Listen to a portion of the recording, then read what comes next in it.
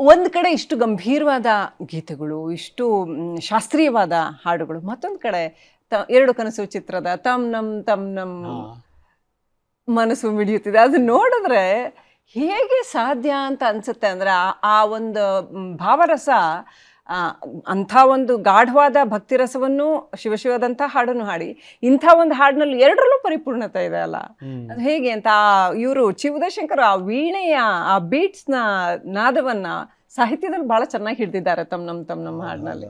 ಅದನ್ನ ಜಾನಕಿಯವರು ವ್ಯಕ್ತಪಡಿಸಿದ ರೀತಿ ಕೂಡ ಅಷ್ಟೇ ಅದ್ಭುತವಾಗಿದೆ ಅಂತ. ಏನ್ ಹೇಳುತ್ತೆ ಅದು ಅದೇ ಒಂದೇ ಸಿನಿಮಾದಲ್ಲಿ ನೀವು ನೋಡಿದ್ರೆ ಭಕ್ತಿ ರಸದ 2 ಹಾಡುಗಳಿದೆ. ಈ ತರದ್ದೊಂದು ಬಹಳ ಸೆನ್ಶುಯಸ್ ರೊಮ್ಯಾಂಟಿಕ್ ಹಾಡು ಕೂಡ ಇದೆ.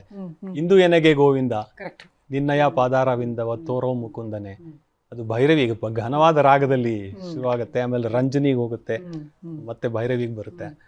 ಆಮೇಲೆ ಪೂಜಿಸಲೆಂದೇ ಹೂಗಳ ತಂದೆ, ಹೀಗೆ ತಮ್ ನಮ್ ಅಂತೂ ನೀವು ಕೇಳಿದ್ರೆ ಅದು ನೀವು ಹೇಳ್ದಂಗೆ ವೀಣೆಯ ತಾನ, ಅದು ಆ ಶಬ್ದಗಳಲ್ಲೇ ಒಂದು ರೋಮ್ಯಾನ್ಸ್ನ ಕ್ರಿಯೇಟ್ ಮಾಡುತ್ತೆ. ಅದು ವೀಣೆಯ ತಾನ ಇರ್ಬೋದು, ನನ್ನೆದೆಯ ವೀಣೆ ತನ್ನಂತೆ ತಾನೇ ತಮ್ ನಮ್ ಎಂದಿದೆ ಅಂತ. ಅಲ್ಲಿ ಲಿರಿಕ್ಸ್ ಕೂಡ ಅದು ನೀವು ಒಂಥರ ಅಂದ್ರೆ ಕ್ಲಾಸಿಕಲ್ ಮ್ಯೂಸಿಕ್ನ ಒಂದು ಅಂಶ ತಗೊಂಡು ಒಂದು ಸೆನ್ಶುಯಸ್ ಹಾಡನ್ನ ಮಾಡೋದು. ರಿಮೆಂಬರ್ 1 or 2 ಲೈನ್ಸ್ ಅದರದ್ದು ಹೇಳ್ಬೋದು.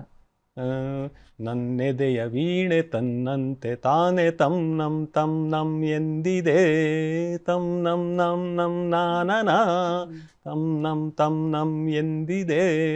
ಸೊ ಪಿ ಬಿ ಶ್ರೀನಿವಾಸ್ ಕೂಡ ಎಂತ ಅದ್ಭುತವಾಗಿ ಹಾಡಿದ್ದಾರೆ. ನನಗೆ ಪದಗಳಿಗೆ ನೆನಪಿರಲ್ಲ, ಸಾರಿ. ಹಾಗೆ ಬೇರೆ ಬೇರೆ ಈ ಎಸ್ಪೆಷಲಿ ಲಕ್ಷ್ಮಿ ಅವರಿಗೆ ಹಾಡುವಾಗ ಸ್ವತಃ ಲಕ್ಷ್ಮಿ ಅವರೇ ಹಾಡ್ತಿದ್ದಾರೇನೋ ಅನ್ನೋ ರೀತಿ ಒಂದು ಭಾವನೆ ಬರುವಂಥದ್ದು.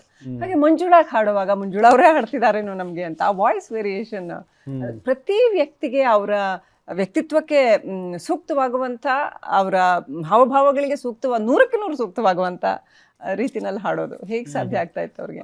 ಎಸ್ ಜಾನಕಿ ಅವರು ಸುಮಾರು 50 ಹೀರೋಯಿನ್ಗಳಿಗೆ ಧ್ವನಿ ಕೊಟ್ಟಿದ್ದಾರೆ. ಅಂದ್ರೆ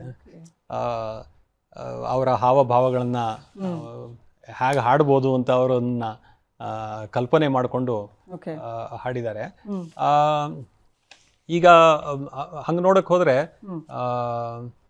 ನಾವು ಈಗ ನಾರ್ತಲ್ಲಿ ಆಶಾ ಭೋಸ್ಲೆ, ಲತಾ ಮಂಗೇಶ್ಕರ್ ಕೇಳ್ದಂಗೆ, ಇಲ್ಲಿ ನಾವು ಎಸ್ ಜಾನಕಿ ಮತ್ತೆ ಪಿ ಸುಶೀಲಾ ಅವರ ಹಾಡುಗಳನ್ನ ಸುಮಾರು ಕೇಳಿರ್ತೀವಿ. ಬಹಳ ನಿಮಗೆ ಈ ಕಾಂಟ್ರಾಸ್ಟ್ಗಳು, ಕಂಪೇರ್ ಅಂಡ್ ಕಾಂಟ್ರಾಸ್ಟ್ ಅಂತಾರಲ್ಲ, ಅದು ಮಾಡಬೇಕಾದ್ರೆ ಕೆಲವು ಹಾಡುಗಳು ನಿಮಗೆ ಸಿಗುತ್ತೆ. ಈಗ ತೆರೆದಿದೆ ಮನೆ ಓ ಬಾ ಅತಿಥಿ ಅನ್ನೋ ಹಾಡಲ್ಲಿ ಎಸ್ ಜಾನಕಿ ಮತ್ತೆ ವಾಣಿ ಜಯರಾಮ್ ಅವರ ಧ್ವನಿಗಳ ಸ್ಟ್ರೆಂತ್ಸ್ ಏನು, ಅವರು ಇಬ್ರು ಸೇರಿ ಹಾಡಿದಾಗ ಯಾವ ತರ ಕೇಳುತ್ತೆ ಅಂತ. ಪಿ ಸುಶೀಲಾ ಜೊತೆಗೆ ಒಂದು ಹಾಡಿದ್ದಾರೆ ಹಾಗೆ, ನೀ ನಡೆವ ಹಾದಿಯಲ್ಲಿ ನಗೆ ಹೂ ಬಾಡದಿರಲಿ ಅಂತ. ನೀ ನಡೆವ ಹಾದಿಯಲ್ಲಿ ನಗೆ ಹೂವು ಬಾಡದಿರಲಿ, ನಾನಾನಿ ನಾನನ ಸಿಹಿ ಎಲ್ಲ ನಿನಗಿರಲಿ, ಕಹಿಯೊಂದೇ ನನಗಿರಲಿ ಅಂತ. ಅದು ಇಬ್ರು ನಟಿಯರ ಮೇಲಂತ ಚಿತ್ರಿಸಿದಂಥ ಹಾಡು. ಸೊ ಈಗ ಪಿ ಸುಶೀಲಾ ಅವರ ಫಾರ್ ಎಕ್ಸಾಂಪಲ್ ನಾವು ಅದನ್ನ ತುಂಬಾ ಘನವಾದ ಗಟ್ಟಿಯಾದ ಧ್ವನಿ, ಇವ್ರದಲ್ಲಿ ಸ್ವಲ್ಪ ತುಂಟುತನ ಇದೆಯೇನೋ, ಸ್ವಲ್ಪ ಲೈಟರ್ ಇದೆಯೇನೋ ಅಂತ ಕೇಳಿಸುತ್ತೆ.